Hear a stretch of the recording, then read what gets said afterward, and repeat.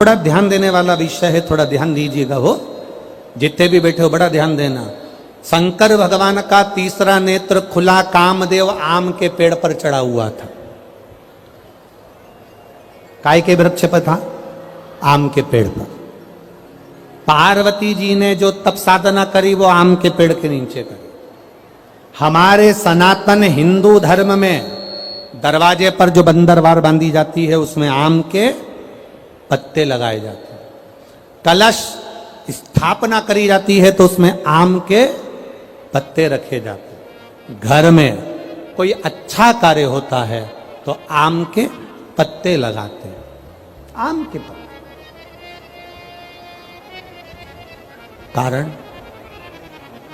कारण क्या था? केवल एक कारण। देवाधिदेव महादेव ने जब कामदेव को भस्म करा उस समय पर भगवान शिव का नेत्र कामदेव पर पड़ा, कामदेव भस्म हुआ। आम के पल्लव में छुपा था। आम के पल्लव में। आम का वृक्ष भी उस समय पर कामदेव के भस्म होने पर जलने लगा, तड़पने लगा, चिल्लाने लगा। आम के पल्लव में से आवाज आने लगी, बाबा बाबा बाबा कहकर जब पुकारा, बाबा बाबा कहकर पुकारा, 2 बार आम के पल्लव ने कष्ट होने पर हर हर कह दिया। क्या बोला है? जम के बोलो जरा। हर हर। केवल 2 बार आम के पल्लव ने बोलना चाह रहा था, मैं हरा भरा हूं, हरा हरा हूं, और आपने मुझे जला दिया। हर हर बोला। शिव जी की दृष्टि पड़ गई। भोलेनाथ जी ने कामदेव भस्म होकर जमीन पर गिरे और आम के पल्लव को, आम के वृक्ष को शिव जी ने भस्म होने से रोक दिया और कहा, सुन आम के वृक्ष, आम के पल्लव, तूने हर हर कहा है, इसलिए तेरे को मैं भस्म नहीं करूंगा। तेरे ऊपर आने वाली जितनी बाधाएं होंगी वो सब नष्ट कर दूंगा। आम के पल्लव ने कहा, प्रभु मुझ पर आने वाली बाधा अगर आप नष्ट कर रहे हैं तो मुझे वर दे दीजिए नाथ। ऐसा वर दे दो जिसके दरवाजे पर, जिसकी पूजन में, जिसके द्वार पर आम के पल्लव बंधे होंगे उसके घर में कभी दुख प्रवेश ना करे, ये वर दे दिए।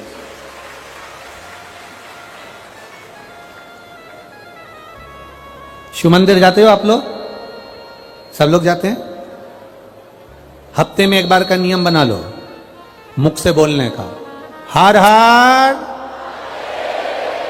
ज्यादा बार नहीं बोलो तो हम तो पहले बोलते थे, ऐसा नहीं कि हम कथा में नहीं बोलते थे, हमारी आदत थी, हम पहले कथा में बोलते थे, दीन बंधु दयालु दया कीजिए, जो दोनों हाथ उठाकर हर हर महादेव नहीं बोले उसको उठा लीजिए। हम ऐसा बोलते थे, हमारी आदत में था और लोग हाथ उठाकर बोलते थे। पर कई लोगों ने पत्र लिखे कि गुरुजी आप कहते हो कि हर हर महादेव बोलिए, नहीं तो भगवान उठा लीजिए। हम केवल इतना सा कहना चाहते हैं कि आप ऐसा बोलना बंद कर दो, क्योंकि हम हेडफोन लगा के कथा सुनते रहते हैं और गाड़ी चलाते रहते हैं। अब हम 2 व्हीलर गाड़ी चला रहे हैं और तुमने कह दिया दोनों हाथ उठाकर जो हर हर महादेव नहीं बोले तुम मुंह से उठा लीजिए। अब हमको गाड़ी खड़ी करना पड़ती है, फिर चिल्ला के बोलना पड़ता हर हर।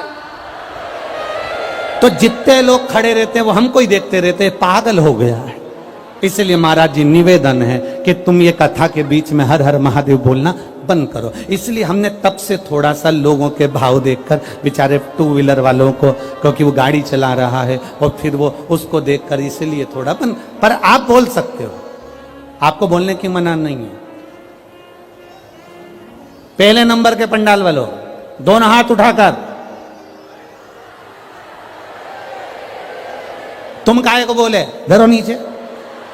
पहले नंबर वाले जरा अच्छे दम के बोलो, जरा एक बार दोनों हाथ उठाकर। हाँ ठीक है। तीसरे नंबर वालों उठाओ हाथ और बोलो। बहुत बढ़िया। अब तेरा क्या होगा कालिया?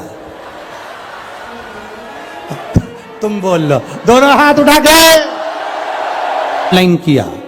पिछली बार जो आपने अभिषेक कराया था मेरे बेटे बेटी ने करा, और बाबा से प्रार्थना कर कर चावल का जो दाना चढ़वाया था, काली मिर्ची जो चढ़वाई थी और कमल गट्टा जो चढ़वाया था, बाबा से प्रार्थना कर कर चढ़ाकर एक चावल का दाना और एक बेलपत्री हमने रख लिया। बाबा से प्रार्थना करी, अगले वर्ष जब टीवी पर अभिषेक हो तब तक मेरे बेटे बेटी का सरकारी जॉब लग जाए। बाबा का हम क्या वर्णन करें गुरुदेव, हम तो नहीं जानते कि बाबा में ऐसा क्या है, पर एक लोटे जल में कुछ तो है गुरुदेव। एक वर्ष भी पूरा नहीं हुआ, मेरे बेटे का केंद्र सरकार के ग्रुप बी राजपत्रित अधिकारी के पद पर मेरे बेटे का हो गया और मेरी बेटी का एमबीबीएस में परीक्षा में सफलता प्राप्त हो गई। हम यहाँ बाबा को नमन करने के लिए आए हैं। यह शिव तत्व ओ घड़ी है। बोल बम का नारा है, शिव की भक्ति का एक अनूठा तत्व है। खाली न जाता कोई, बहुत बढ़िया, हाँ बोलिए। खाली दर से तुम्हारे मैं भी खड़ा हूँ, नन्ही बाहें अपने हृदय लगा लो, लगा लो, गिरा जा रहा हूँ, उठा लो, उठा लो, भोले अपने दर से अब तो न टालो, गिरी जा रही हो, उठा लो, उठा लो। पार्वती जी ने पार्थिव शिवलिंग का पूजन किया, आराधना की, श्रृंगार किया, कृपा हुई, भोलेनाथ जी प्रकट हो गए। शिव जी ने प्रकट होकर पार्वती जी से कहा, पार्वती मांगो तुम्हें क्या चाहिए। पार्वती जी जो मांगने के लिए बैठी थी वो तो पार्वती जी ने मांगा ही नहीं। पार्वती मैया जो मांगने बैठी थी वो तो मां जगत जननी पार्वती ने मांगा ही, पार्वती जी ने नहीं मांगा। शिव जी कह रहे हैं पार्वती मांग लो तुम्हें क्या चाहिए। पार्वती जी कह रही हैं प्रभु अगर देना चाहते हो तो इतना वर दे दो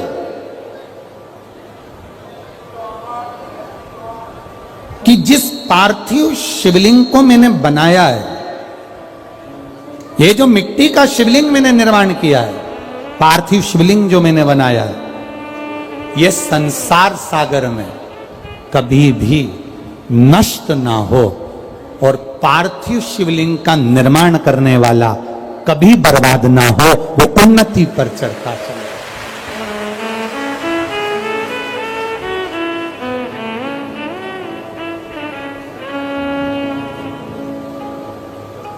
अच्छा, एक सरल भाषा में आप लोगों से कहें, परम पूज्य शास्त्री जी दद्दा जी महाराज,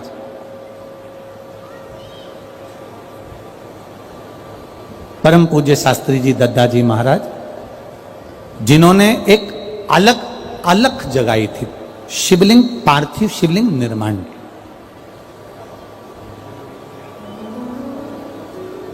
और उनके जितने शिष्यों, उनके जितने शिष्य हैं, मैं उनसे निवेदन करूंगा, आप अपनी जिंदगी में देखना कि आपके गुरु ने, और हम सबके गुरु हैं वो केवल जिन्होंने गुरु मंत्र लिया उन्हीं के नहीं, आदरणीय दद्दा जी संपूर्ण भारतवासियों के गुरु हैं, संपूर्ण। उन दद्दा जी ने जो शिवलिंग का निर्माण करवाया था, जो शिवलिंग का निर्माण करवाया, और जिन जिन ने उनके साक्षी में शिवलिंग का निर्माण करा, वो नीचे की ओर नहीं गया, वो ऊपर की ओर ही बढ़ा है, ऊपर की ओर बढ़ा, उन्नति की ओर। क्योंकि मां जगत जननी स्वयं देवादिदेव महादेव से कह रही हैं, भगवान शंकर से कह रही हैं कि जो ये मैंने जो पार्थिव शिवलिंग बनाया है प्रभु, इतनी सी कृपा करना कि ये नष्ट ना हो, ये नष्ट।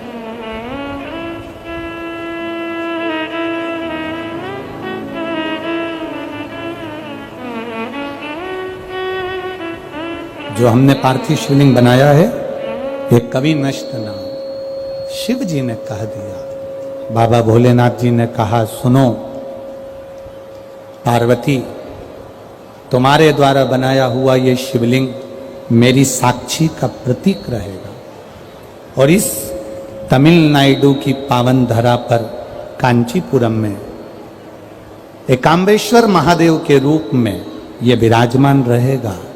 पार्वती जी बोली, ये तो मिट्टी का है, टूट जाएगा। शिव जी कहते हैं, इस ब्रह्मांड में जब तक इस पृथ्वी पर कहीं पर भी पार्थिव शिवलिंग का निर्माण इस भूमंडल पर देव, असुर, मनुष्य जो करेगा, पूरे ब्रह्मांड में, पूरे पृथ्वी पर कहीं पर भी अगर पार्थिव शिवलिंग का निर्माण प्रतिदिन कहीं ना कहीं हो रहा होगा, जब तक मृत्यु लोक पर पार्थिव शिवलिंग बनता रहेगा तब तक ये शिवलिंग कभी नष्ट नहीं होगा और ये सदा बना, सदा बना।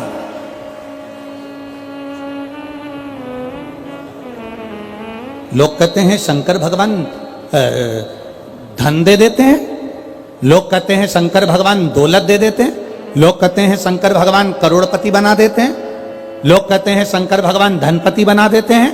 शिव महापुराण की कथा कहती है, शंकर भगवान पर एक लोटा जल शिवालय में जाकर जो शिवलिंग पर चढ़ा रहा है, शंकर भगवान उसको करोड़पति बनाए का ना बनाए, शंकर भगवान उसे लखपति बनाए कि ना बनाए, शंकर भगवान उसको अरबपति बनाए कि ना बनाए, पर यह पक्का है जो शिव जी पर एक लोटा जल चढ़ाता है, शंकर भगवान उसको हाथ पकड़कर अपना बना लेते हैं। जब तिजोरी उसकी हो जाती है तो माल सब आपका हो जाता है। मेरा देवाधिदेव महादेव अपना बना रहा है, मेरा शिव अपना बना रहा है।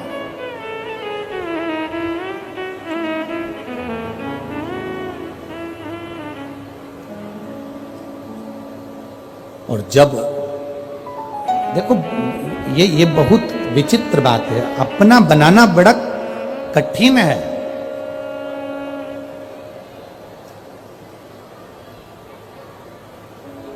पति पत्नी को साड़ी ला कर दे दे, जरा ध्यान से सुनना। पति पत्नी को जेवर दिला दे, पति पत्नी को सारा सामान ला कर दे दे, पत्नी पति के लिए भोजन बना दे, पत्नी पति के कपड़े धो दे, पत्नी पति के लिए आगे बढ़ बढ़ कर काम कर दे। पति पत्नी को सामान ला कर दे रहा है, वस्तु ला कर दे रहा है, उसको जो चाहिए सब ला कर दिया, पर पति का स्वभाव सबसे अच्छा हो और पत्नी से अच्छा ना हो, या पत्नी का स्वभाव सबसे अच्छा हो और अपने पति से अच्छा ना हो, तो फिर समान की कोई मूलता है क्या? समान की कोई समान की क्या मूल? वाणी ऐसी बोलिए जो मन का आपा होए। पर आज के जमाने में वाणी ऐसी बोलिए जो जम के झगड़ा, पर उससे मत बोलिए जो तुमसे तगड़ा। आजकल का जमाना थोड़ा उल्टा है। बोलो प्रेम की वाणी। आप सामान ला दिए, वस्तु ला दिए, दौलत ला दिए, धन ला दिया, मकान बना दिया, जायदाद बना दी, संपदा बना दी, कपड़े ला दिए, जेवर ला दिया, पर आपका स्वभाव भी तो ठीक होना चाहिए। आपका स्वभाव अच्छा हो।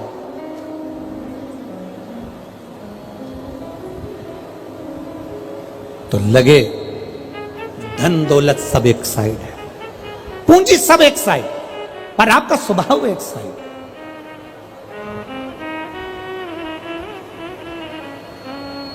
भाई बहुत बहुत अंतर आता है चीजों में। एक अनुभव आपकी जिंदगी में लगा कर रखिएगा। आज के ज़माने में पेरेंट्स मीटिंग होती है स्कूल में, सबको मालूम है क्या? अरे बोलो तो जम के। पेरेंट्स मीटिंग होती है, टीचर, मार साहब बच्चों की गलती बताते हैं और बच्चों की पढ़ाई बताते हैं। पहले के समय में पेरेंट्स मीटिंग होती थी क्या? जम के तो बोलो, नहीं होती। पहले के समय में पेरेंट्स मीटिंग नहीं होती थी। पहले के समय में तो टीचर घर आ जाते थे,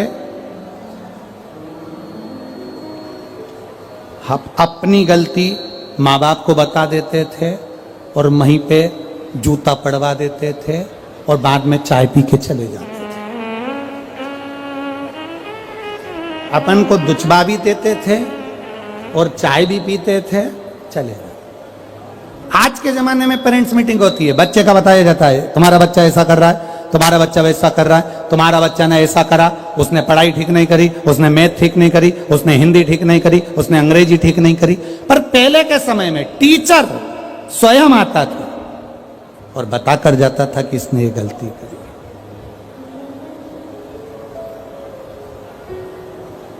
पहले के समय में बस अंतर यही है। आज के गुरु में और पहले के गुरु में एक अंतर भारी है। पहले का गुरु तुम्हारे दरवाजे पर आता था और सत्य बोलकर तुम्हें जगाकर, सत्य बोलकर तुम्हें जगाकर तुम्हारे मार्ग को निश्चित कर कर फिर जाता था। आज का गुरु अपनी जगह पर बैठा रहता है, तुम पार लगो तो ठीक, ना लगो तो ठीक, उसको कोई मतलब नहीं है। उसको तो केवल एक मतलब है कि गुरु फिरे बाजार में, हमसे दीक्षा लेओ, नरक पड़ो चाहे स्वर्ग जाओ, पर लिफाफा हम ही को दे।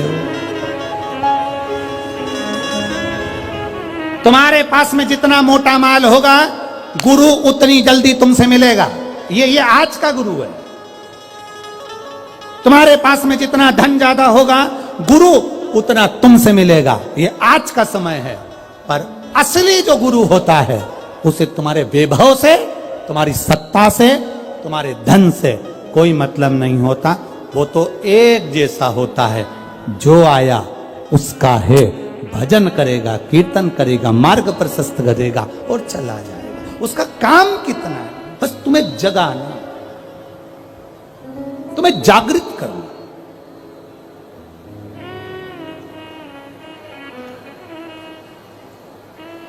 और जिस दिन तुम जाग गए, उस दिन जीवन का एक आनंद अपने आप आ जाए। हमारे जीवन में हम कहें पति पत्नी को सब कुछ देवे, पर दिन भर क्रोध में रहेवे, तो ऐसा पति, क्रोध करने वाला श्रेष्ठता नहीं देता। पत्नी सारा घर का काम करे, सारा घर का काम करती है पत्नी। एक बहू सारा घर का काम करती है। किसी सास से पूछो तुम्हारी बहू कैसी है? बहुत बढ़िया महाराज, पूरा काम अच्छा करती है, दिन भर बच्चों को संभालती है, सारा किचन, भोजन, रसोई घर सब संभालती है, सब अच्छी है, बहुत बढ़िया महाराज, बहुत अच्छी है। नहीं महाराज, अच्छी तो बहुत है, बस एक काम बुरा है उसका। क्या? बोलती है। गुरुजी, कोई ऐसा हो जाएगा क्या कि मेरी बहू की जीवान मीठी हो जाए?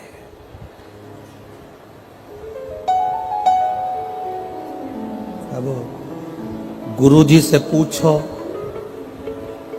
उनकी लुगाई की जीवान तो वैसे ही ठीक नहीं, कहा दूसरे की जीवान ठीक करने चले। किसी गुरुजी से पूछो। जो ललाट में महादेव ने लिख कर भेजा है, जो किस्मत में ब्रह्मा जी ने लिख कर भेजा है, जन्म मरण परण, तीन चीजें कोई नहीं बदल सकता। वो तीन केवल एक बदल सकता है, तुम्हारे हाथ से चढ़ा हुआ महादेव को जल, वो बदल दे।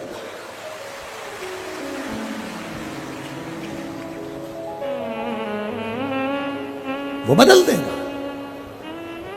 हम किसी का भाग्य नहीं बदल सकते, ना हम तुम्हारा भाग्य लिख सकते हैं कि तुम्हारे साथ में क्या होगा, तुम कितने कदम चलोगे, कितने कदम नहीं चलोगे, क्या खाओगे, क्या पियोगे, ये हम नहीं लिख सकते। हमारे पास में वो विद्या नहीं, पर इतना जरूर जानते हैं कि जो महादेव की शरणागति में गया, मेरे महादेव ने भाग्य बताया था कौशल्या जी को, मेरे महादेव ने भाग्य बताया था यशोदा जी को। मेरा महादेव तुम्हारा भी भाग्य बदलने की सामर्थ्यता रखता है। वो शिव है औघड़दानी, अकाल मृत्यु वो मरे, जो काम करे चंडाल का, काल उसका क्या बिगाड़े, जो भक्त हो महाकाल का। वो बदलने वाला, वो बदल दे।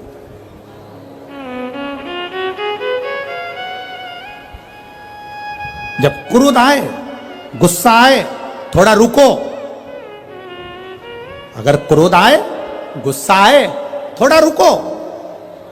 और जब कोई गलती हो जाए, अपने से कोई गलती हो जाए, तो थोड़ा झुको। क्रोध में रुक जाना, गलती में झुक जाना, यह हमारी उन्नति की सीढ़ी की ओर आगे बढ़ने का एक तरीका है।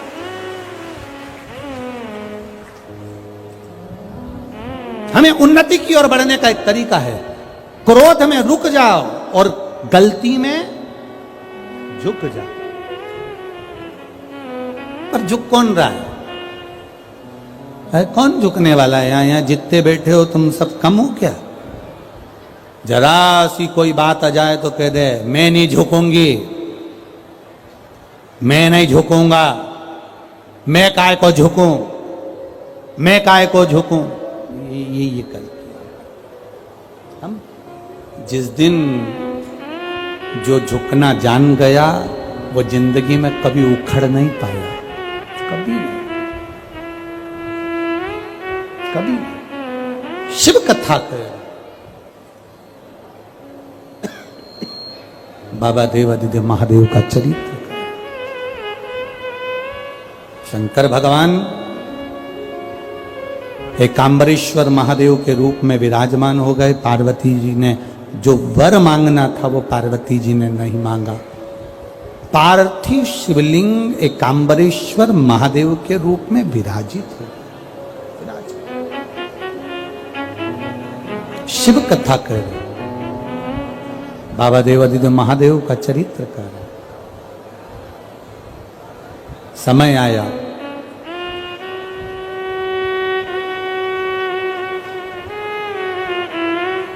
पार्वती मैया ने तप साधना कर कर शिव जी को प्राप्त कर लिया। बाबा उघड़दानी मिल गए। अब पार्वती जी को शिव मिल गए,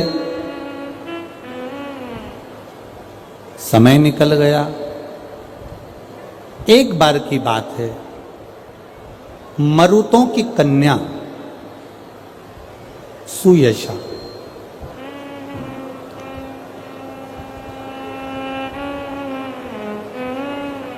ये मरुतों की कन्या है, बेटी है। ऐसा कोई बाप नहीं जो अपनी बेटी को अच्छे घर में ना देना चाहता। प्रत्येक पिता की एक इच्छा होती है कि मेरी बेटी सही जगह पर ब्याहे, प्रत्येक पिता की।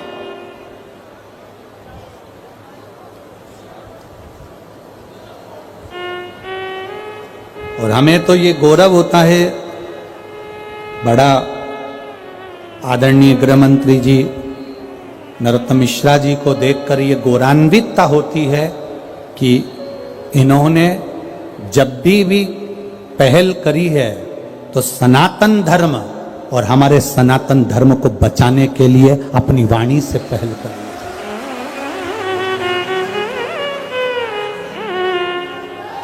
जिस समय पर कोई राजनेता अपनी वाणी से बोलना नहीं चाहता है, उस समय पर आदरणीय गृह मंत्री जी नरोत्तम मिश्रा जी अपनी गादी से सनातन धर्म को बचाने के लिए बोलकर और आगे बढ़ जाते हैं। ये एक पहलता होना चाहिए अपने सनातन धर्म के लिए, अपने सनातन धर्म की अधर्म का प्राणियों में विश्व का कब होगा?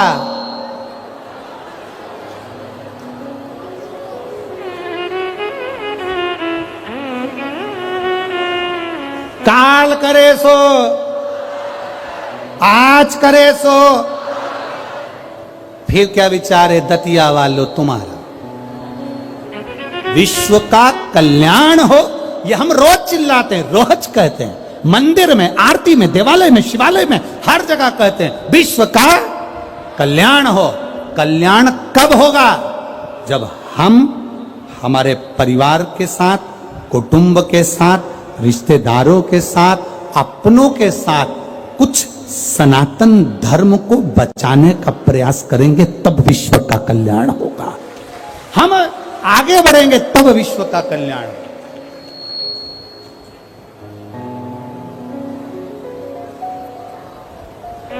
अपने जीवन को एक अग्रण्य सुयशा, मरुतों की कन्या है सुयशा। एक बार देवादिदेव महादेव को इस सुयशा ने देख लिया और देखकर सुयशा ने बस मन में सोच लिया कि मैं भगवान शंकर को अपना बनाऊंगी। और सुयशा ने तप साधना करना प्रारंभ करा। सबसे पहले सुयशा मरुतों से पूछकर, अपने पिताजी से पूछकर, अपने ताऊ से, काका से पूछकर शिव कैसे मिलते हैं, तो कहा जहां पर मन पड़े वहां बैठकर पार्थिव लिंग का निर्माण करिए। पार्थिव लिंग का निर्माण करोगी, शिव मिल जाए, शंकर मिल जाए। मरुतों की कन्या सुयशा अब पार्थिव शिवलिंग का निर्माण करती है, पूजन करती है, विसर्जन करती है। थोड़ा ध्यान दीजिएगा।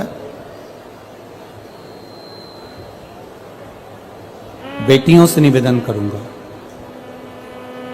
जितनी बेटियां हैं, जितनी बेटी,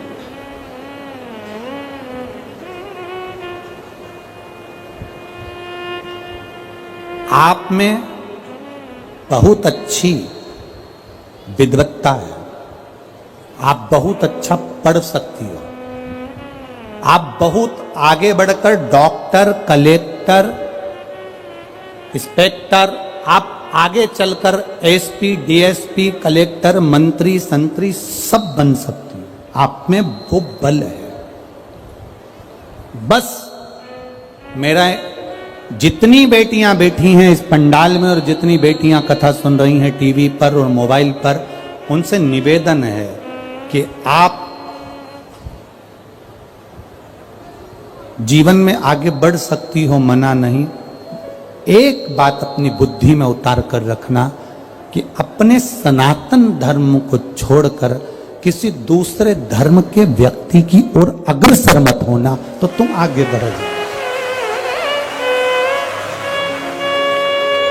अपने सनातन धर्म के अग्रण्यता रखिए, अपने सनातन धर्म के एक आनंदता रखिए। बेटियां पढ़ें, विद्वान बने, उन्नति करें। एक पत्र आया है, एक बेटी ने लिखा है कि मेरी जॉब लग गई रेलवे में। हम उसको बधाई देते हैं, बहुत बहुत बधाई आपको। पर आपकी एक आनंदता होना चाहिए, एक एकाग्रता होना चाहिए।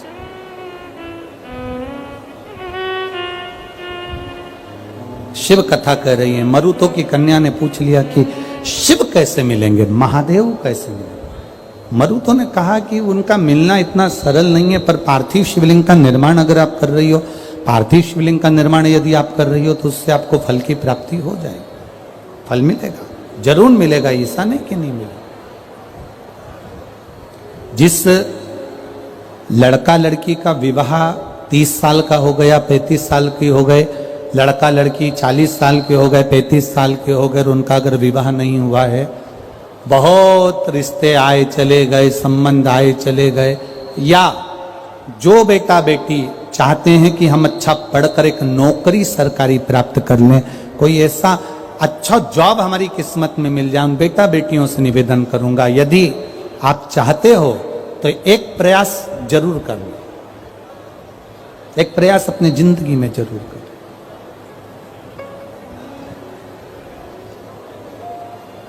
शिवलिंग समझ लेना जरा अच्छे से। शिवलिंग, जलाधारी, गणेश, कार्तिकेय, अशोक सुंदरी, और ये शिवलिंग, और ऊपर भगवान शिव की 5 बेटियां, जया, विषहरा, शामलीवारी, दौतली, देव। 3 प्रदोष या 3 शिवरात्रि। कितनी प्रदोष? 3 या 3 शिवरात्रि।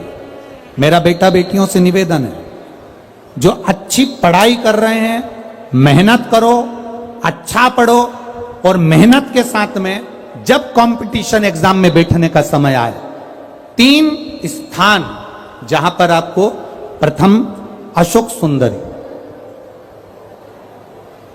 अशोक सुंदरी की जगह पर जब आप बेलपत्र समर्पित करेंगे तो डंडी का मुख जहां से पानी बहता है उस स्थान पर रखेंगे। दूसरा, शमी का पत्ता, शमी का पत्ता।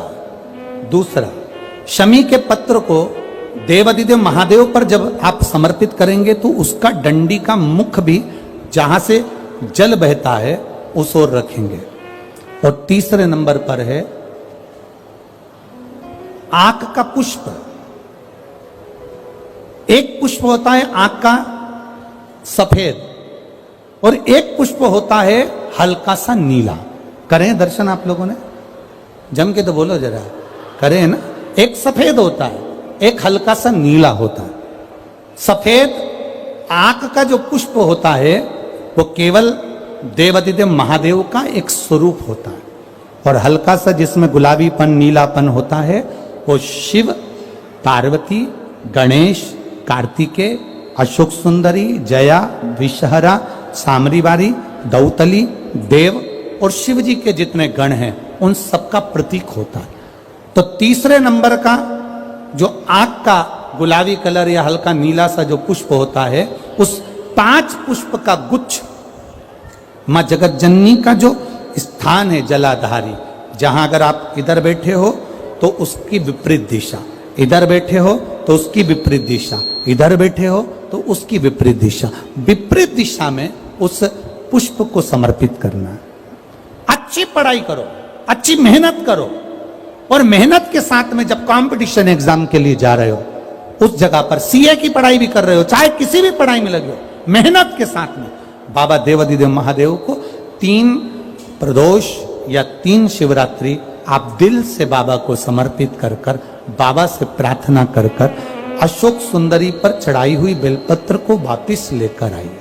जिस विद्या स्थल पर आप पढ़ाई करते हो, जिस कमरे में आप रहते हो, वहां उस बेलपत्र को 3 प्रदोष की या 3 शिवरात्रि की बेलपत्र रखिए। जिस समय बाबा आपकी नौकरी लगा दे, ये 3 बेलपत्र एक साथ किसी भी प्रदोष पर शिव जी को समर्पित करिए। ये शिव तत्व है। आप मेहनत करें, खूब मेहनत करें, कंपटीशन एग्जाम के लिए जितनी कोचिंग कर सकते करो, मेहनत करना उतना करो, जितना करते हो उससे 4 गुना ज्यादा करो, और उसके साथ में देवादिदेव महादेव से प्रार्थना, तेरा ही दिया मैंने खाया पिया है, तेरा शुक्रिया है, तेरा शुक्रिया है। अब जिनका मंगल विवाह नहीं हो रहा, 30 साल हो गए, 35 साल हो गए, 40 साल हो गए, उनके लिए भी वर्णन आता है। एक बेलपत्र, एक शमी पत्र, और महाराज वही आंकड़े का पुष्प 5 अपने हाथ में लेकर, बेलपत्री का वृक्ष जो होता है उस वृक्ष के नीचे उसको रखकर शंकर भगवान के मूल मंत्र का स्मरण करते हुए, चाहे तो आप पंचाक्षर करें, चाहे आप षडाक्षर करें, चाहे आप श्री शिवाय नमस्तुभ्यम करें, केवल जो जल का पात्र है वो जल के पात्र से 5 बार जल समर्पित कर कर, बेलपत्री के वृक्ष की 7 परिक्रमा कर कर, बाबा से प्रार्थना कर कर, उस पत्ती पुष्प को लेकर वापिस सजाएं, पूजन वाली जगह पर उसको रख दीजिए, और बाबा कृपा करेगा, जितना जल्दी होगा उतना मंगल विवाह आपका पक्का कराएगा, ये निश्चित। बेलपत्र का पूजन, कहीं दूर जाने की जरूरत नहीं है हमको भगवान को पाने के लिए। तुम्हारे घर के पास में जो शिवालय हो, तुम्हारे घर के पास में जो देवालय हो, हम वहां भगवान की आराधना करें, हम वहां आराधना। अब मन तो तुम्हारा करता है मैं केदारनाथ चले जाऊं, मन तुम्हारा करता है मैं अमरनाथ चले जाऊं, और मालूम पड़े घर के पास में शंकर जी का मंदिर, कभी दर्शन करने नहीं गए और क्या क्या केदारनाथ चले जाऊं। शंकर भगवान मन में सोचे हाँ मत जाना। जब पास में शिवालय है, पास में देवालय है, तो तू प्रणाम करने नहीं। हिंदशाला में पढ़ाई करी, एमए करा, पर मेरी नौकरी नहीं लगी। मेरी माँ से मैंने कहा माँ आंख से अंधे हैं, कोई नौकरी लगती है क्या?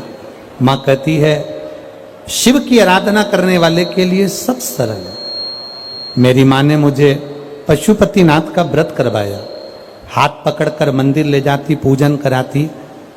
जब एग्जाम का टाइम आया, कंपटीशन एग्जाम का टाइम आया, तब मेरी माँ ने बेलपत्री पर शहद लगाकर शिव जी को चढ़वाया।